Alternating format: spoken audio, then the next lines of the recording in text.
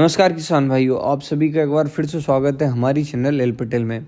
आज हम बात करेंगे गेहूं की उन किस्मों के बारे में जिनका जो है अभी के समय में रिलीज़ की गई है और किसान भाइयों का काफ़ी ध्यान खींच रही है।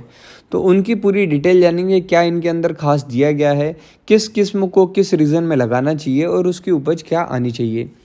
तो वैसे अगर देखा जाए तो गेहूं की 3 प्रकार की अलग अलग किस्में बनाई जाती है, जिसमें एक होती है कम पानी की, एक होती है पर्याप्त पानी की, मतलब जहां पानी की व्यवस्था पूरी हो, ये एक पार्ट होता है। दूसरा पार्ट होता है जहां पर ये देखा जाता है कि कौन सी पिछेती बुआई के लिए है, कौन सी अगेती बुआई के लिए है और कौन सी मध्यम अवधि में बुआई के लिए आती है। और तीसरा पार्ट होता है कि या तो बोनी किस्म है या फिर बड़ी किस्म है, मतलब आप जानते होंगे कठिया किस्म भी हमारे यहाँ पर होती है और बड़ी किस्में भी होती है। इस तरीके से 3 अलग अलग सेक्शन बनाए जाते हैं जिसमें से दिखाया जाता है कि कौन सी किस्म आपके क्षेत्र के लिए सूटेबल होगी, उन सब की कंडीशन बताई जाती है। चूँकि हमारे किसान भाइयों के पास जानकारी का अभाव कम होने की वजह से नई वेराइटियों के बारे में उतना नॉलेज नहीं होता है, इसलिए हम ये वीडियो लेकर आए हैं जिसमें कि हम बात करेंगे कि कौन सी किस्म किस रीज़न के लिए कितने पानी के हिसाब से दी गई है, उसका क्या ईल्ड आना चाहिए, क्या उसका पोटेंशियल ईल्ड है, मतलब अधिकतम उपज कितनी दे सकती है और किन क्षेत्रों में वो बुआ सकती है। तो आज हम बात करेंगे मध्य प्रदेश के रीजन के बारे में, जिसमें आप देख सकते हैं मध्य प्रदेश, राजस्थान का कोटा, गुजरात और उसी के साथ छत्तीसगढ़ का कुछ हिस्सा है जो कि इन किस्मों को बो सकता है। सबसे पहले बात करते हैं वो किस्में जो कम पानी में बुआई जाती है और जिनका रिस्पांस जो है गवर्नमेंट कह रही है कि बाकी जितनी भी अभी तक की किस्में आई हैं उनसे ज़्यादा अच्छा है। अगर हम देखें कम पानी के लिए, तो कम पानी के लिए इस साल में 2 किस्में रिलीज़ की गई है। ये 2020-21 की बात है जिसमें ये वेराइटियाँ जो है वो सभी रिलीज़ हुई है। इसमें अगर हम बात करें HI की 1633, जिसे पूसा वाणी कहा जाता है, यह जिन क्षेत्रों में पर्याप्त पानी होता है उसमें पिछेती बुआई के लिए है और जहाँ पर पानी की कमी है वहाँ पर अगेती बुआई इसकी कर सकते हैं। यह 1 से 2 पानी में पर्याप्त पककर आ जाती है और कहा जाता है कि इसकी रोटी जो है वो काफ़ी अच्छी बनती है।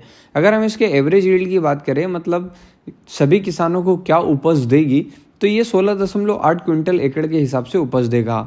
वहीं अगर हम पोटेंशियल यील्ड, मतलब अधिकतम ये कितना पैदा हो सकता है, उसकी बात करें तो 26.6 क्विंटल प्रति एकड़ के हिसाब से इसकी मैक्सिमम यील्ड आ सकती है।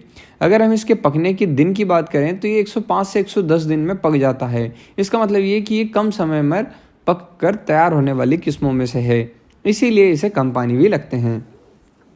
ये जो किस्म है ये बड़ी साइज की किस्म होती है। दूसरी किस्म जो है कम पानी के लिए बनाई गई है, जिसे कहते हैं HI की 8823। यह एक कठिया किस्म है। कठिया किस्म एक अलग प्रकार की किस्म होती है जिसके रुएं जो होते हैं वो ज़्यादा होते हैं, दाने का जो साइज होता है वो लंबा होता है और इसके अंदर हार्डपन, मतलब कठोरता है, वो ज़्यादा आती है, इसलिए इसे कठिया किस्म कहा जाता है। ये कद में छोटी होने की वजह से भी कठिया नाम से प्रचलित होती है। जैसे कि आपको पता होगा पूसा तेजस एक कठिया किस्म है। अगर हम बात करें HI 8823, जिसका नाम पूसा प्रभात है, तो यह जो है 105 से 110 दिन में पकने वाली वैरायटी है। इसे इंदौर रीजन से रिलीज़ किया गया है। अगर हम इसके पोटेंशियल यील्ड की बात करें, मतलब ये कितना अधिकतम पैदा हो सकता है, तो 26.5 क्विंटल एकड़ के हिसाब से ये मैक्सिमम पैदा हो सकता है। और अगर हम इसके एवरेज यील्ड की बात करें तो ये 17.6 क्विंटल एकड़ के हिसाब से एवरेज पैदा हो सकता है। इसे आप 1, 2, 3 जिस भी हिसाब से आपके पास पानी की व्यवस्था हो उस हिसाब से इसे ला सकते हैं। यह कम पानी के लिए बुआने वाली किस्म है। आप इसे अगेती पिछेती दोनों में उपयोग कर सकते हैं।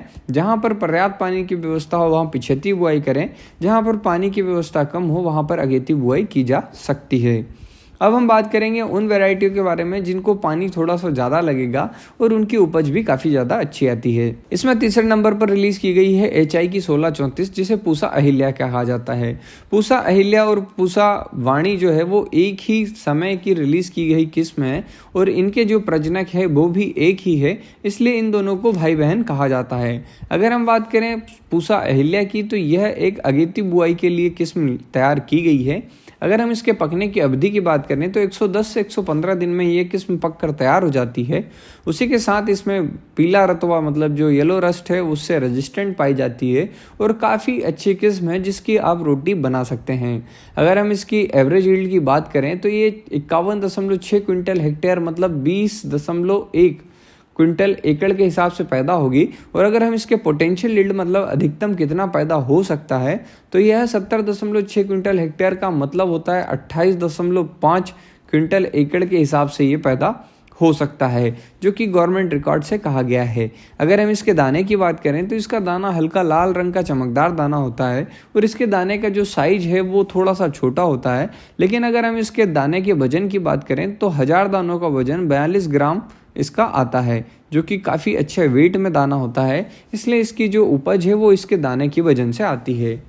तीसरी किस्म के बाद हम बात करेंगे चौथी किस्म की, जो कि अभी के समय में सबसे ज़्यादा किसान भाइयों के बीच में चर्चा का विषय बनी हुई है और ये बिल्कुल नई किस्म है। अगर हम इसकी बात करें तो यह है HI की 1636। इसे पूसा बकुला कहा जाता है।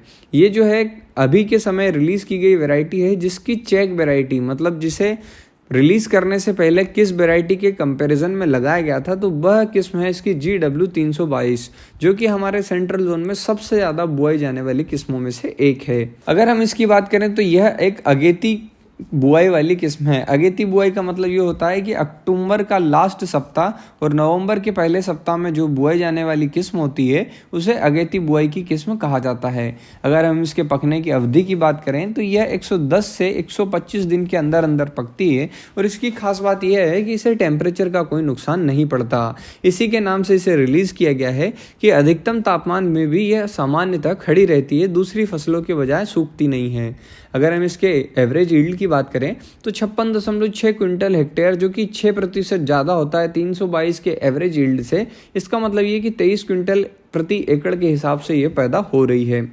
उसी के साथ अगर हम इसके पोटेंशियल यील्ड की बात करें मतलब अधिकतम ये कितना पैदावार दे सकता है तो 78.8 क्विंटल हेक्टेयर की इसकी पोटेंशियल यील्ड बताई गई है, जो कि अगर हम एकड़ में कैलकुलेट करें तो 31.9 क्विंटल एकड़ के हिसाब से ये पैदा होगी, जो कि काफ़ी बड़ी बात होगी एक अच्छी किस्म के लिए। और ख़ासकर इसे मध्य प्रदेश के उन रीजनों के लिए बनाया गया है जहां पर अचानक से टेम्परेचर बढ़ता है। और ये जो किस्म है इंदौर से रिलीज़ की गई है और यह किस्म किसान भाइयों के बीच में काफ़ी चर्चा का विषय बनी हुई है, क्योंकि इसकी जो दाने का साइज़ है वो काफ़ी बड़ा है। उसी के साथ इसका दाना चमकदार होता है और रोटी के लिए उपयुक्त होता है। उसी के साथ अगर हम बात करें एक और किस्म जो कि इसी की प्रकार की है, उसका नाम है GW 513। यह जूनागढ़ से बनाई गई किस्म है, जो कि गुजरात के कृषि रिसर्च सेंटर की है। अगर हम इसके पकने की अवधि की बात करें तो यह 110 से 120 दिन में पकती है। और इस किस्म की सबसे खास बात यह है कि इसके साथ भी चेक वैरायटी जो रखी गई थी वो GW का 322 ही था। इसका मतलब ये कि जो 322 से ज़्यादा पैदा होगी तभी जाकर ये रिलीज़ होगी, ऐसा इसके लिए टर्म्स एंड कंडीशन रखी गई थी।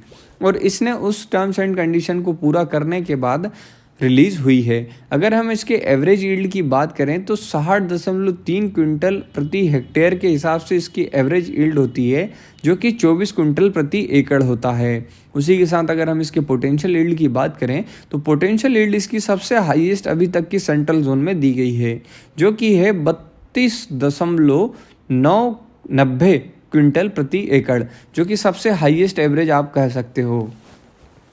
और यह किस्म जो है 322 का सीधा रिप्लेसमेंट कहा जा रहा है जूनागढ़ यूनिवर्सिटी से। मतलब जहाँ जहाँ पर 322 परफॉर्मेंस अच्छा देता है, किसान भाइयों को पसंद आता है, वहाँ पर GW 513 जो है वो अच्छा रिजल्ट देगा और ज़्यादा पैदावार देगा। उसी के साथ इसकी जो चेक वैरायटी थी उसके अंदर GW 513 था, उसी के साथ GW का 366 था। दोनों ही किस्म काफ़ी दमदार किस्में थी। अगर उन्हें वीट करके ये रिलीज़ हुआ है तो इसके अंदर काफ़ी ज़्यादा ताकत होगी। इसको भी हम ट्राई करके देखेंगे। अगर इसका पोटेंशियल यील्ड हमारे 322 जो गेहूँ पॉपुलर गेहूं है उससे ज़्यादा आता है तो इसकी जानकारी हम किसान भाइयों को देंगे। उसी के साथ अगर हम बात करें कि कुछ वैरायटीज़ जिनके बारे में मैंने अभी बात नहीं की है, जिसमें WH 1270 है, DBW 303 है, DBW 187 है, DBW 222 है, इनकी बात क्यों नहीं की? जबकि इनकी यील्ड तो बताया जा रहा है कि 33, 34, 35 से लेकर 40 क्विंटल प्रति एकड़ के हिसाब से भी है, तो फिर हम इसकी बात क्यों नहीं कर रहे? तो इसका सबसे बड़ा कारण यह है कि ये उन रीजन के लिए है जहाँ पर लंबे समय में गेहूँ पकता है।